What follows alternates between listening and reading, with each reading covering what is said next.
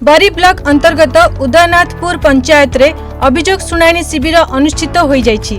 प्रधानमंत्री आवास योजना, विधवा और बार्धक्य भत्ता, राशन कार्ड संपर्कित अभियोग दाखल करा जाइथिला। एही शिविर रे मंडल उन्नयन अधिकारी असित कुमार महांती, सामाजिक सुरक्षा अधिकारी रंजित जेना, कृषि विभाग पक्षरु लक्ष्मीप्रिया मल्लिक, प्राणी चिकित्सा कर्मचारी सरपंच सबिता सामल, पीईओ भरत मल्लिक, एडीओ ज्योतिरंजन राय प्रमुख उपस्थित रही जनसाधारण अभियोग शुणाणी करथिले। जदि राशन कार्ड रे परिवार लोक माननकु जोड़ा जाई पारंता ताहाले अभियोग समस्या समाधान क्षेत्र रे अधिक सुविधा होई पारंता बोली बरी वीडियो कहिसंती। मो असित कुमार महांती वीडियो बरी आज हमर उदयनाथपुर जीपी रे ग्रीवांस डे थिला।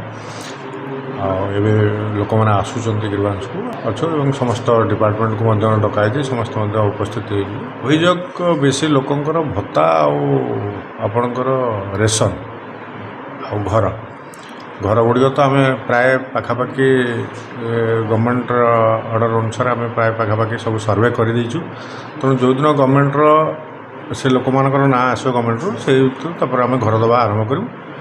बाकी रहा पेंशन पेंशन किसी जगार लोक मैंने बुझी पाना माने एज अधिका 60 एभव है से पलि आस बिलो 60 से पलि आस गुड़ाक आम तकलीफ हो अन्य गुड़ाक सब ठीक ठाक अच्छी।